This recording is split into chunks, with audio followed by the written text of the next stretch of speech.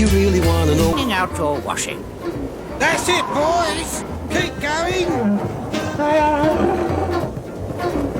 Morning, Brenda dear. Lovely day.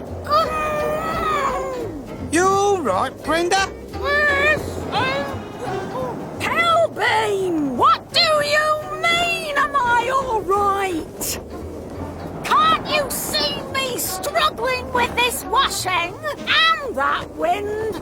I'll give you a hand, but I'm taking these two over to Pasture Island. How typical. When you want some help, they've always got something else to do. Ooh, never mind. This bit of wind's no problem.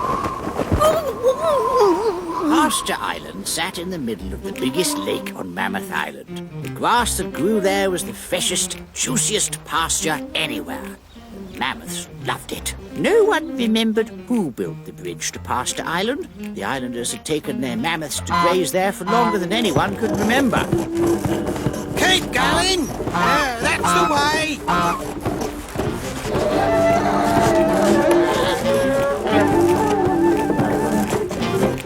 Unfortunately, it had been a while since the bridge had been serviced. Huh?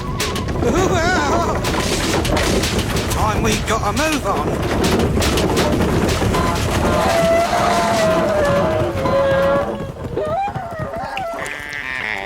Oh no! I'm stranded. Hello? Can anybody hear me? Help! I'm stuck. Get me off of here. Help! Hearing Pilbeam's shouts and the mammoth's calls, a group soon gathered on the lake shore. Don't worry, Pilbeam! We'll soon rescue you!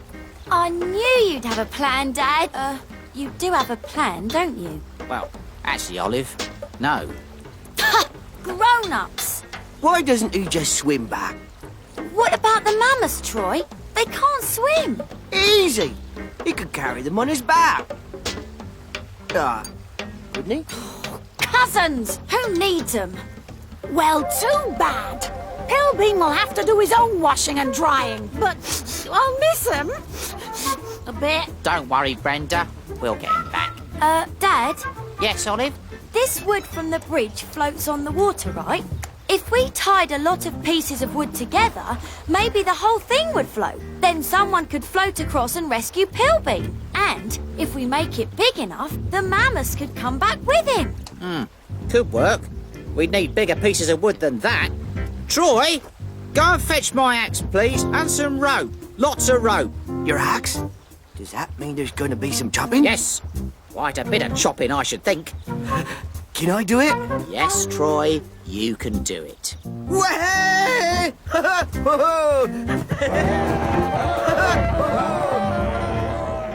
The islanders set to work straight away. As always, I was impressed by their willingness to try out new ideas.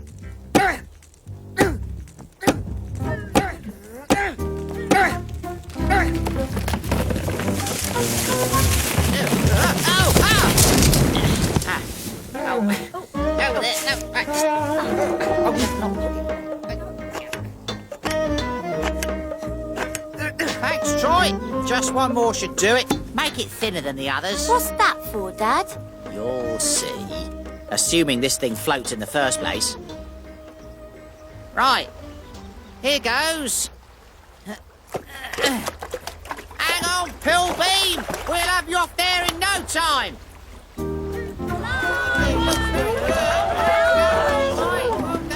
Yes! I knew it would work. So did I, Olive.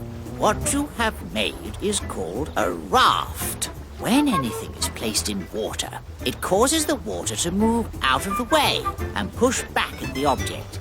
This is called the upthrust.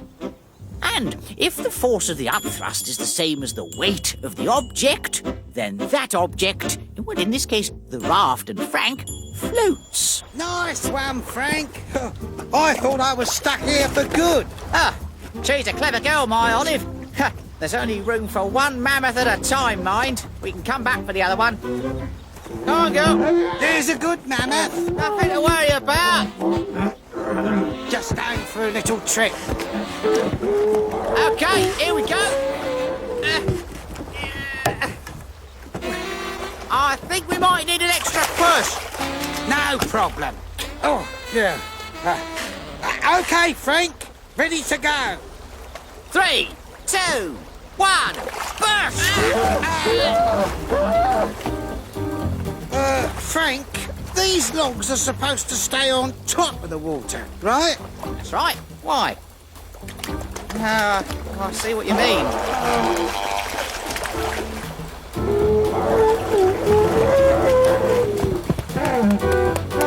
We're all right, Olive. Don't worry. We'll get back. Amel? So much for all that up-thrust nonsense. Well, not really, Brenda. You see, when the Mammoth and Pilbeam joined Frank on the raft, the weight of them all together was greater than the weight of the water that the raft displaced, which was only a little more than before. The upthrust wasn't strong enough to support them. That's all. So, if we want the raft to stay afloat when everyone's on board, it has to displace more water. That's right. If we built a raft with sides like that walnut shell, that would work. Now I've heard everything. That raft would be heavier than the first one. It would sink faster than you could blink.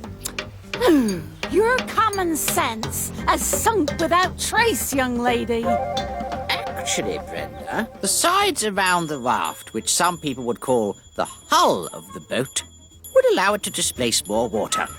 This would produce enough upthrust to support the weight of the people and mammoths on board. Troy, we're going to build another raft. We'll need some more wood.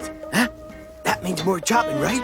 Which means a lot more planting to replace what you cut down. Excellent. A lot more chopping later.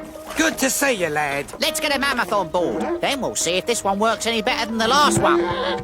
Okay, Troy, push. It works! Yes, but why is it going round in circles? What? Troy's punting harder than Dad. Dad! Troy! Swap sides! Okay. Excuse me. Sorry.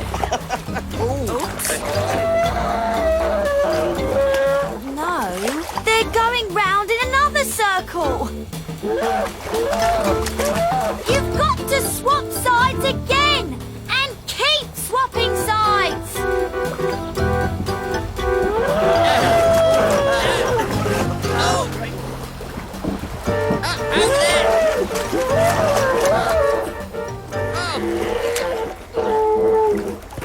At last.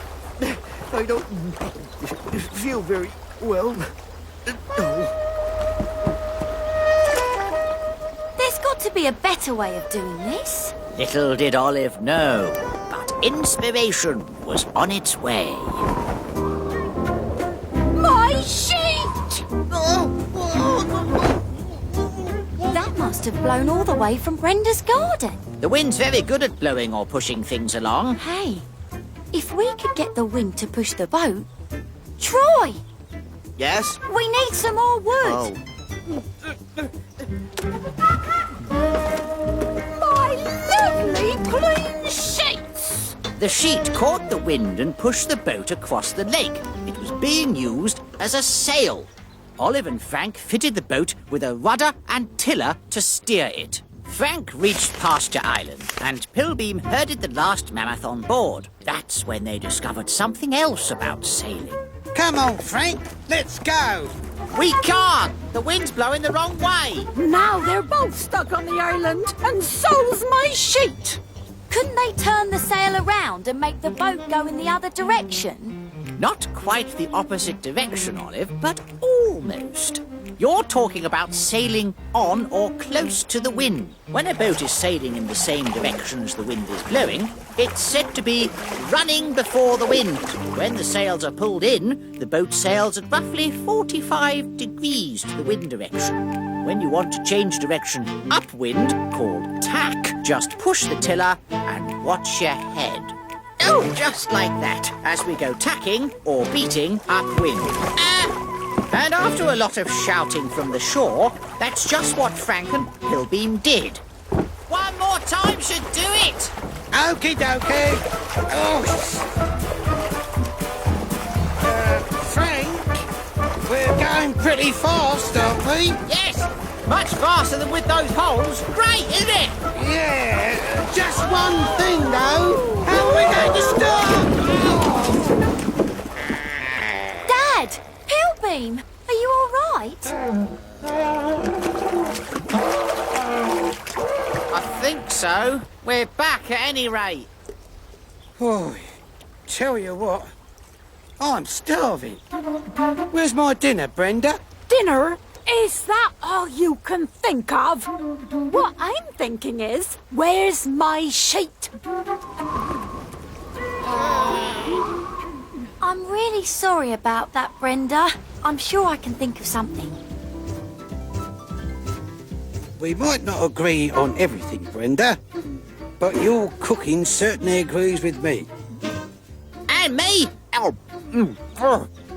Oliver and Troy would love it too. I wonder if they found your sheet yet, Brenda. Come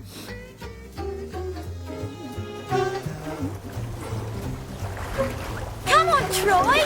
It's easy! Okay.